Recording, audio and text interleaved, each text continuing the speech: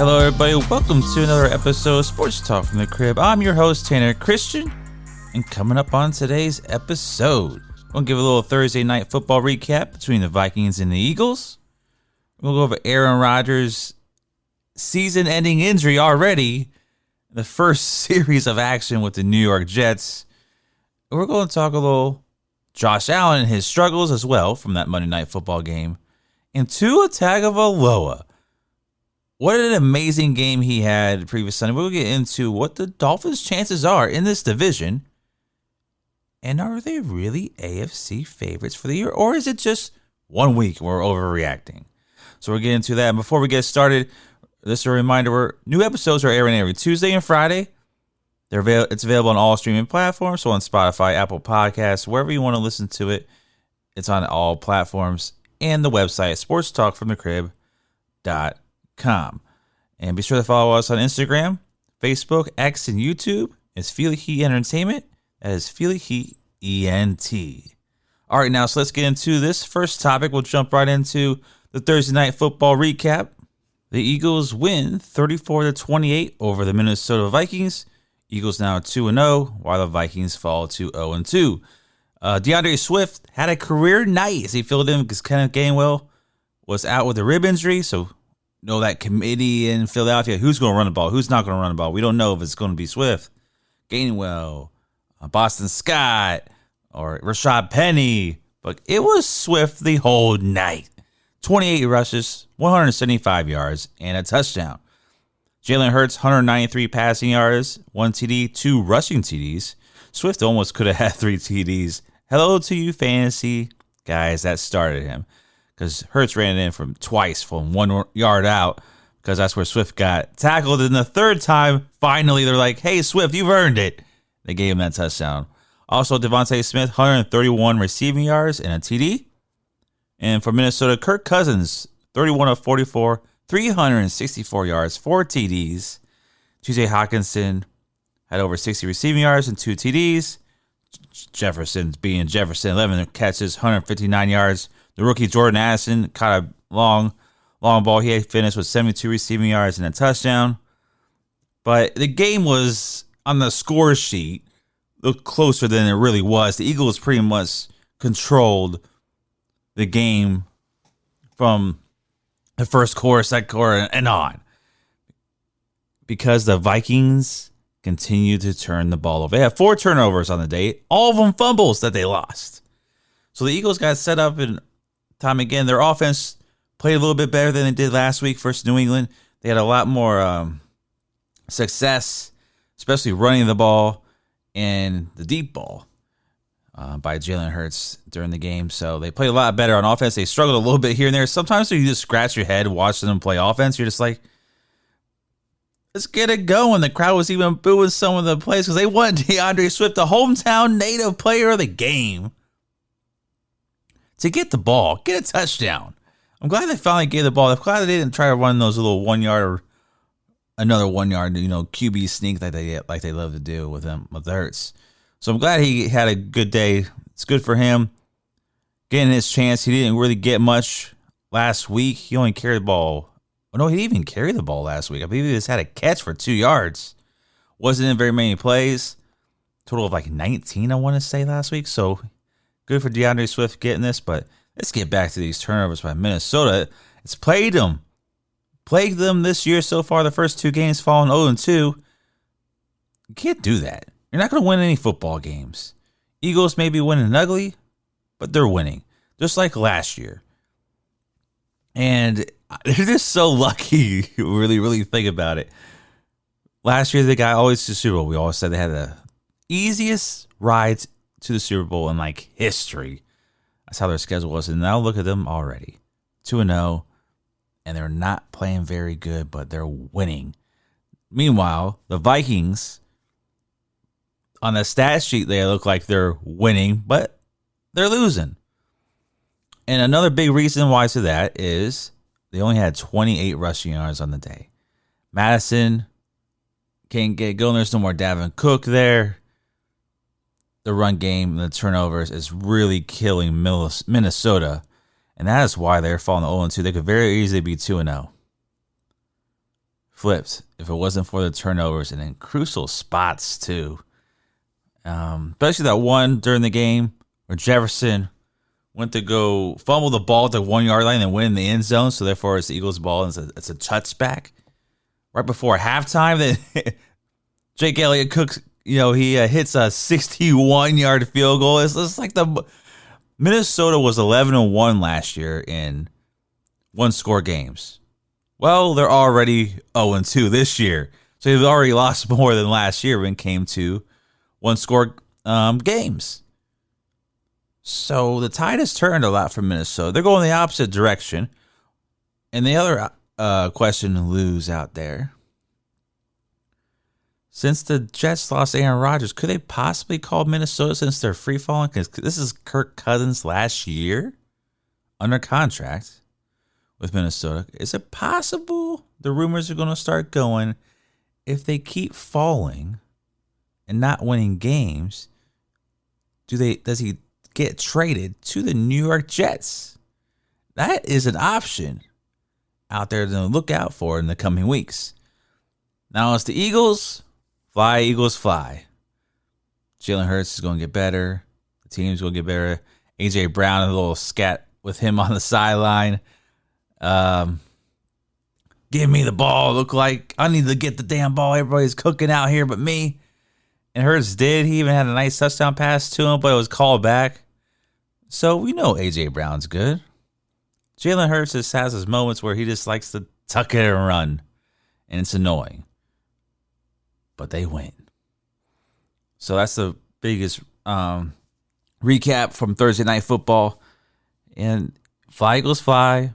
Minnesota in the coming weeks. Look out for that Kirk Cousins rumor is really spiraling for the New York Jets possibly making a trade for him. So, since we're on the topic, let's talk about those New York Jets.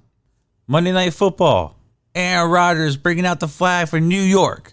Excited. Everybody in the stadium is just, they got hope in New York. They're like, we're going to get back to the playoffs. We're nation, like worldwide known now. Aaron Rodgers is on our team. The first series, he goes down. Torn Achilles. Out for the year. Played 4 plays. Now you got all these beams going out. Gone in 60 seconds. It's kind of funny what we say about that, but like it's not at the same time because his organization had hope for the first time in a long time. And it's this fluky cause for injury. The NFLPA has come out. It's like, hey, we want all grass fields now. Natural grass in every stadium. Because we're playing on a new turf this year. Did it really cause the injury? Maybe. Maybe not. Because it kind of twisted and the lineman's coming at you. You just it just happened. I don't think it was solely based on the field. Maybe a little bit. That's why his foot got caught in there. But hey, why are we playing on artificial turf anyways? Why is everything gotta be artificial in America now? To the freaking grass, to the damn fruit, to the, like, are we serious about all this stuff? To our foods we eat, like artificial flavoring and everything, all these sodas, like, come on. Chips, like, it's getting ridiculous. I'm gonna go a little off the topic with the football thing, but like, that's where it is in America right now. Soccer players actually in Europe and whatnot, they have it in their contracts to not play on artificial turf. That they only play on grass. So that should tell you something, NFL. Let's get away from this artificial turf and go to a natural grass. It's not going to, it's because of the upkeep, the maintenance. Listen, these owners are billionaires. Figure out a way to make it happen. Don't complain about extra maintenance. An extra $1 million out is chump change out of y'all's pockets. It's like a quarter out of mine. I have a quarter, some nickels in my pocket, and it's like, that's what I have in mine. And you guys have $1 million is like that in y'all's pockets. So for the owners, so what are the Jets going to do now? Zach Wilson is back being your quarterback. We saw what happened last year. The guy could barely complete 50% of his passes. He's not the answer. He threw a horrendous interception in that Monday Night Football game, but somehow the Jets ended up winning in overtime on a punt return, and they tie the game, or they take the lead in the fourth quarter with this horrible Zach Wilson throw that Garrett Wilson somehow miraculously catches in the end zone. And then Tyler Bass for the Buffalo hits like a 50-yard field goal off the upright, 51-yard field goal off the upright. Going to overtime, then that's when the Jets won off a punt return. But what's going to happen? I mentioned Kirk Cousins, right? If Vikings free fall, maybe that's an option. What other options do they have at quarterback? Because it certainly can't be Zach Wilson. You guys had playoff bound, definitely. That was because this defense is actually really damn good. They have a great defense in New York. Great defensive line, great corners. Like, they've drafted really well on that side of the ball. And they drafted pretty well on the offensive side of the ball with Garrett Wilson and Breece Hall in recent years. And they just missed on Zach Wilson. But former number 2 overall pick, what can the quarterback options be? And you look around the league, there's not much. Because all those other veterans like Baker Mayfield ain't in Tampa, right? It's just, you got Jacoby Brissett out there, maybe. But it's, maybe throw out a Gardner Minshew in Indy. Maybe he can be an option. There's been rumors about Jameis Winston. I mean, all these, maybe Tom Brady's pumping out some iron. Maybe he'll come and play. No, we can't have that happen. Come on. But there's really not a lot of options. Colin Kaepernick reached out, hey, to the Jets. Like, his agent reached out, hey, I want to play football. Listen, man, you haven't played in like, 6-7 years now? That's out. A lot of the rumors speculating is just like, oh, what about Matt Ryan or Phil Rivers? You know, well, they want to come back and play. Like, come on. Let's get real. What are the options right now? There really isn't any. Colt McCoy, free agent. He just needs somebody to back him up. Yeah, Mike White last year, he played better than Zach Wilson. He's a backup in Miami. You can't have like Tim Boyle being your backup over there. You know, New York, like, you guys are in trouble. Super Bowl aspirations, and now you guys are in trouble. May not even make the playoffs, because if you have Zach Wilson as a quarterback, you're not going anywhere. And what sucks is the very next game on Sunday is at Dallas. They just spanked the other New York team, the Giants, 40-0. Now you guys got to go there? Oh, man, they can get New York teams back to back and blow them out. Are you serious? So, any other quarterbacks we could think of? Maybe.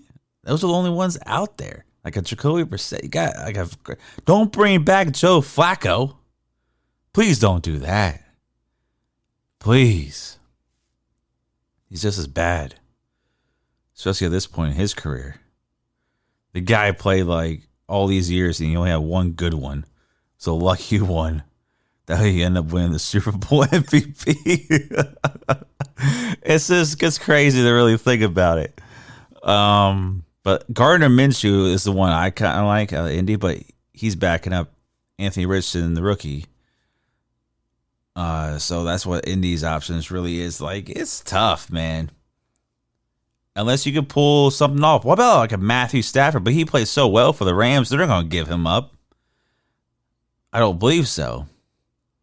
Plus the hit and dead money they could take is just, it doesn't seem like possible. Like, it just doesn't seem right. It's just, that would be an awesome thing to do if you could somehow work Matthew Stafford out to come play in New York. That may save your season. But Gardner Minshew is the only real option. Maybe Jameis Winston backing up from the Saints. You can bring him over. But that's about it. So that's enough about that. So let's get into the other quarterback that was on the other side, Josh Allen. I mean, what's going on with this guy? They were up 10 points in the second half. It's just like, you don't have to play hero ball and try and play like you're in Madden that's goofing around and doing things. Turnover machine. What do you have? 3 turnovers in the game? Like, it's like, what are you doing? Some of those throws he was doing in the one play where he hurled the guy, it came up like 5 yards short of the first down on third. It was like, what are you doing? He's another one that seems like he's regressed since Brian Daboll is not his offensive coordinator anymore in Buffalo. Ken Dorsey's been there last year and now this year as the offensive coordinator. It's just keep passing the ball and passing the ball and passing the ball. You got weapons. James Cook seems like he's pretty good running back. You drafted the tight end, Dalton Kincaid. I think that's a very good pickup for you on offensive side of the ball. You got Stephon Diggs out there. Like, you got weapons. There's no reason for you to only score 16 points, even though the Jets have a great defense. We've seen this last year, too. Like, towards the end, he kind of faded. He makes so many mistakes turnover-wise. And here is a crazy stat. This guy has 83 turnovers since entering the league in 2018. That's the most in NFL. 83? I mean, this turnover over the ball like you do, it's, I mean, mind-blowing. What are we doing here? He has all the talents. He's big. He's physical. His arm, we're talking about him being MVP caliber. Let's get into that elite category just 2 years ago. Even at the start of last year, he was one of the favorites. And now, it seems like he's just regressing. And I think he knows it now. Stephon Diggs, rumors in the offseason, before camp, he wanted out. He didn't want to. He got in the arguments with him. He just wasn't having it. They weren't on the same page, and you kind of can see why. Because he's like, what are you doing out there, man? Listen, I'm here for you. I'm on Sauce Gardner, who's people were saying rookie of the defensive player of the year last year. I'm ready to cook him. And he did a few plays. He got him. And it's just Josh Allen's just regressing. So that's something to watch in the coming weeks. Let's just see how this Buffalo team goes about here and see how Josh Allen reacts to all this criticism and see if he can get back on the right page here and this. Stop trying to play hero ball and act like he's just playing a game of Madden with his friends and just say, I'm just going to chuck it down triple coverage. I got a guy wide open in the flat. I'm just going to chuck it down triple coverage, interception. Oh, I'm going to go hurdle a guy on third down. I'm 5 yards short of the first down. I'm just going to hurdle a guy and get clocked. Like, stop taking all these unnecessary hits and whatnot. I don't get it. But that's what's happening. See if he can turn it around. And I kind of hope not. Oh, the Bills? This happened? You got the Jets.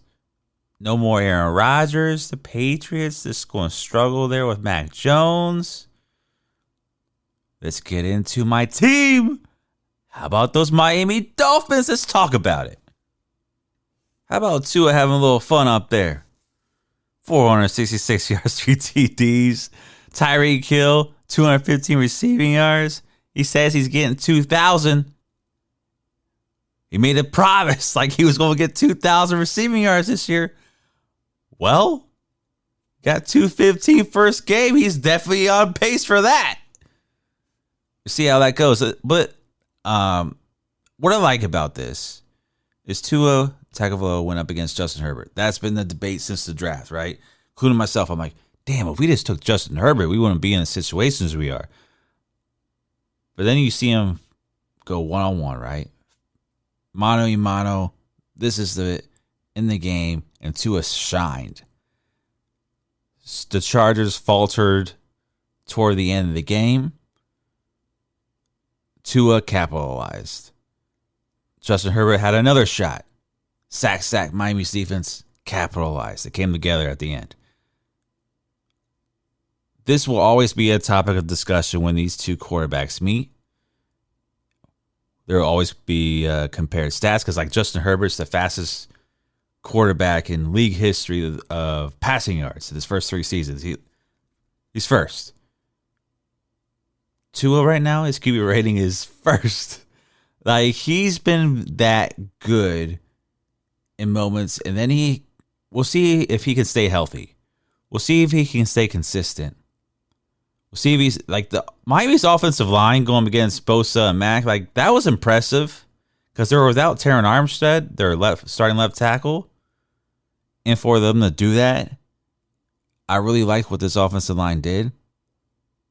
They have to get a running game going with Mostert and whoever else they want to roll out there, a running back, to really help Tua out, I think, in different times, different games throughout the season, because you're not going to be able to pass like you were. Even though you got Tyreek Hill and Jalen Waddle, I don't know if you'll be able to hit that type of this craziness in terms of this how that game folded out, because you're going to have to win some grinders and got to be able to run the ball.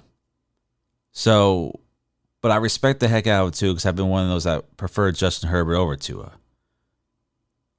What he's done the last couple of years and the injuries, the concussions and whatnot, I gotta respect it, because it's hard to go out there and throw for 466 yards. I know you got Tyreek, but he seems like he's seeing the defense a heck of a lot better now. He's releasing the ball before he even comes out of his break. Like, same with Jalen Waddle, same with those other guys. You brought in Braxton Berrios. You brought in some guys that it just seems to be clicking with him more. And he's spreading the ball around with all the other guys. Even Durban Smythe, who's not really known for his receiving. He's a great blocker. He's in on the action too. It's this. He's seeing the whole field, I think, a lot better. And especially Mike McDaniel is helping him with that and his vision and setting him up and calling the plays. Like, I like what I'm seeing out of him, and I have to respect him because he has proven everybody wrong. And he's going out there and having fun. And you just pray that he stays healthy, because this Miami team, the way this division is just shaped out now, Aaron Rodgers gone, Josh Allen struggles. We're going to keep an eye on that. And the Patriots, this is Miami's division. I picked them as my top 5 in the Super Bowl favorites. Like, this team could go somewhere, especially if their defense starts gelling in that Vic Fangio's scheme. They led up like 250 plus rushing yards, I think, in the Charger game. But they still won. Their defense stepped up when it mattered. It's going to be something to really watch. Once that scheme comes in, Jalen Ramsey comes back from his injury. Like, this Dolphins team could be a team to be reckoned with in the AFC. And they're about to be put on notice. Like, Miami, let's do it. We have a lot of hope, too. I don't want to end like a New York Jet. We got all that hope, and this fault goes away. We've dealt with that a lot in Miami, too, the past, 20 years. Let's hope it keeps going the right direction. All right, guys, that's going to do it for today's episode. I want to thank you all for joining me here on Sports Talk from the Crib with your favorite sports host, Tanner Christian. Remember, new episodes air every Tuesday and Friday, and it's available on all streaming platforms. And check out the website, sportstalkfromthecrib.com, where it streams there too. And follow us on Instagram, X, YouTube, Facebook at Philly Heat Entertainment. I keep wanting to say Twitter, so that's what's throwing me off. So give us a follow on there. It's Philly Heat Entertainment, Philly Heat ENT. Now, thank you all again for joining me. Catch you all on Tuesday.